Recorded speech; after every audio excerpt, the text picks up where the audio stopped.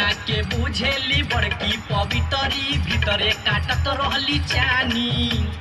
बड़े बड़े लोगवा से मिलके खेल करी सेल कैले अपन जवानी।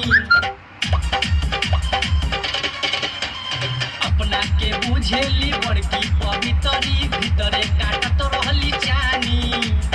बड़े बड़े लोगवा से मिलके खेल करी सेल कैले अपन जवानी।